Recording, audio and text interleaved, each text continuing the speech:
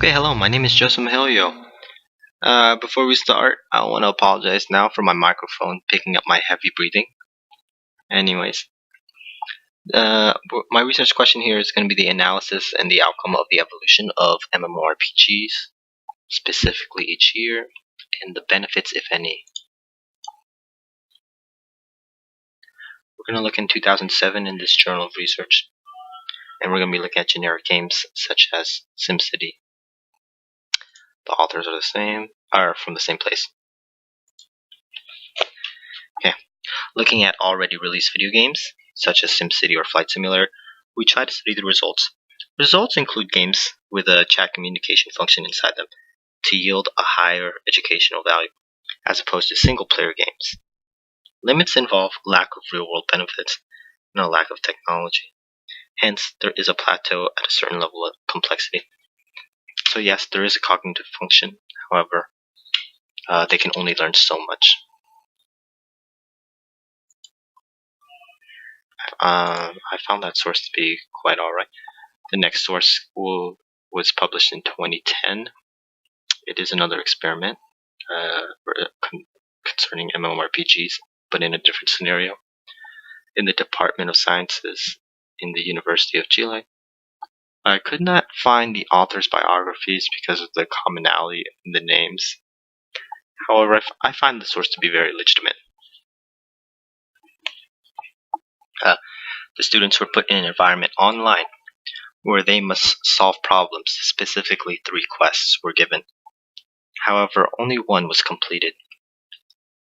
This was a limitation, and it included a failure in collaborative interdependence, meaning the students did not work or communicate with each other well enough to solve the other 2. There was also a lack of a teacher or a guide. So in conclusion, it is unclear if it is better than the conventional classroom setting. But the students did learn. Thus, the takeaway here is that there is a cognitive function and that complexity plateaus at a certain level, as we could see by only one of the 3 quests being completed.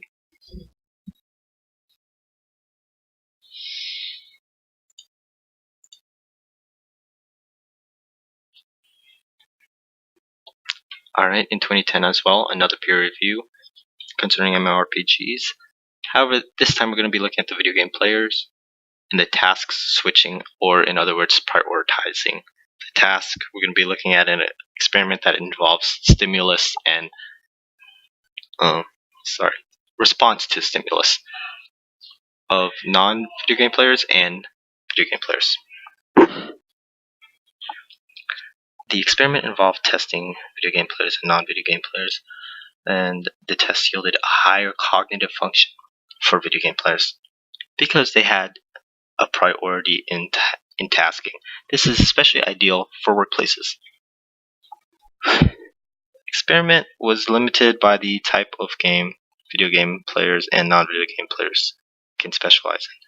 So even though the setting was in a stimulus and response, if it was in mobility or first-person shooter or puzzle strategy, the results could yield differently. The takeaway here is, video game players have a higher cognitive function, especially in prioritizing of orders.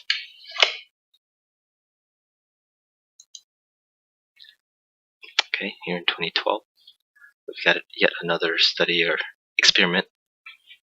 This was a very long experiment, by the way, 335 days, that's almost a year.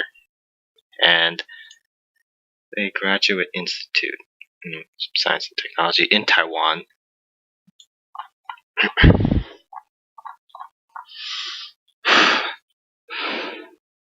Alright.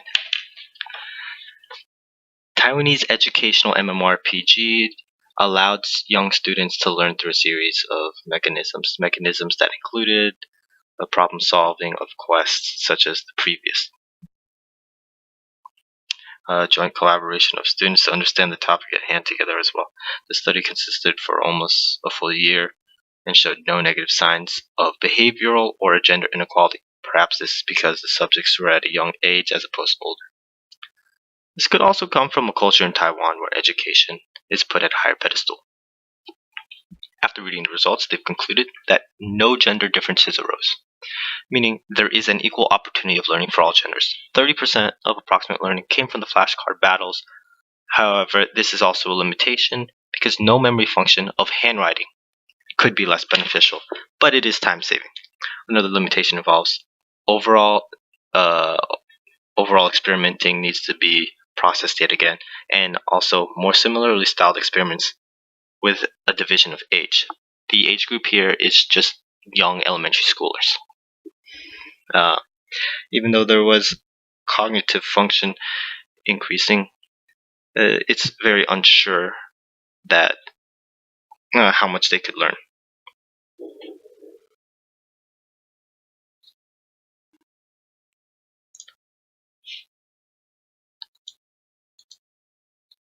All right.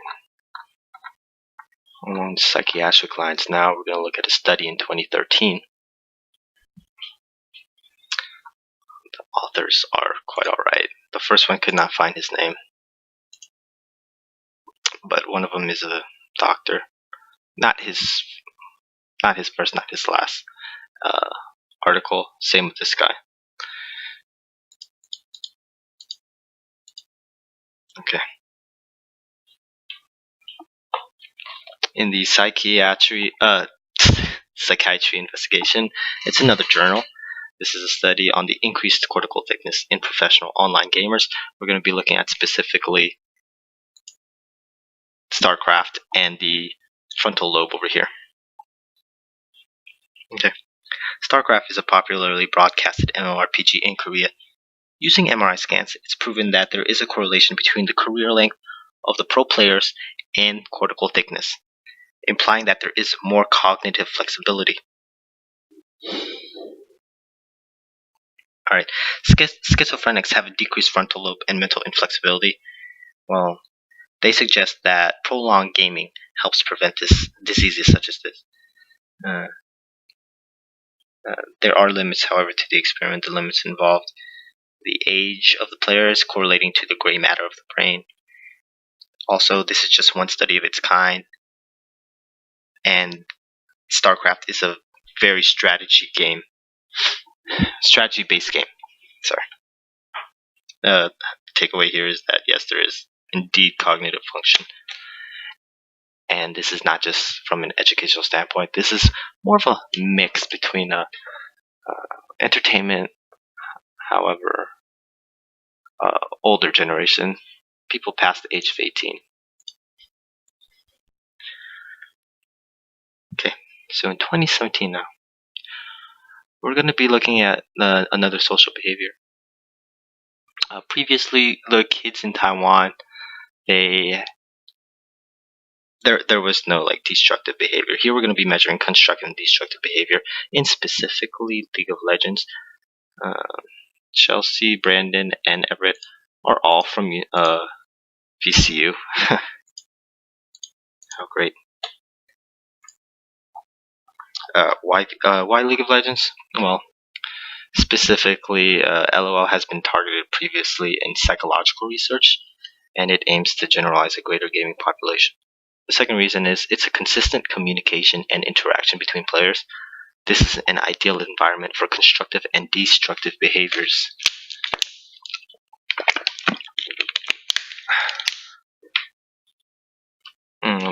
Conclusions found that socially destructive gaming behavior was composed greater via dominance and lesser via affiliation. Constructive gaming behavior was positively associated by both dominance and affiliation. What that means is that the malicious actions or the toxic actions were from a lack of communication with the teammates. Only the positive, constructive behavior yielded positive results of not educational, but still game knowledge, as well as overall experience. So we can see here, unlike at a young age, these are all students that are over the age of 18. And there is malicious activity.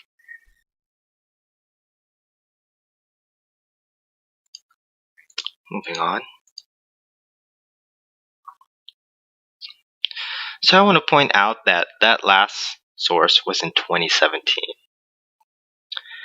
There was less of an educational value. So what changed?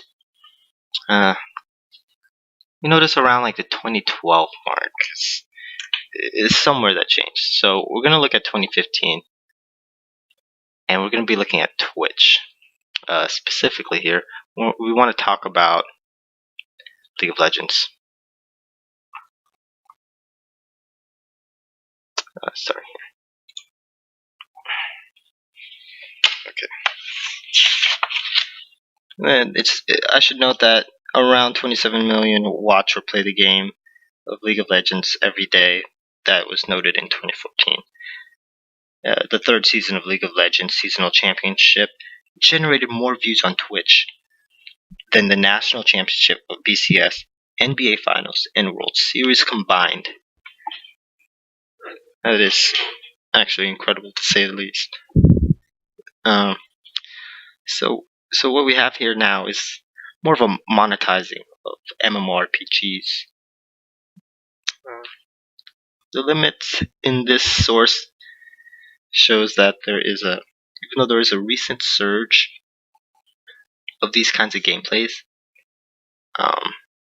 there is a lack of literature to reference from. And the only other one, or one of the only other ones, is over here. It's about video games and less about MMORPGs. However, it's along the same lines of Twitch. Eric Martin is a policy advisor for the White House. And yes, this is 2016, and they are trying to help gamers get healthcare coverage via the Affordable Act. Okay. Twitch, along with ESL and Gear, have made MMORPGs more widely accepted as a job and supported by the Affordable Act. Professional gamers can now afford healthcare. Now, the limits to this source, it's more like a blog. Also, unfortunately, Obama's not the head honcho anymore. And also, the takeaway from this is that MMORPGs are not just for education at this point in time. This is 2016. So we see like 2015, 2016, 2017. It's not really for education anymore. Which leads me to my synthesis. Originally, MMORPGs held so much potential for educational value. So, however, around the 2012 mark, there was a turning point from educational standpoint to monetizing and entertainment purposes. It's very similar to sports. The limit of complexity prevented MMORPGs to further be useful anywhere past the young learning ages. Now, though, however, older people can appreciate MMORPGs differently, and it's honestly not such a bad thing at all. Overall, time can only tell what the next evolution of MMORPGs will be. Thank you very much, and this is my works cited. I will also post a link in Rampages.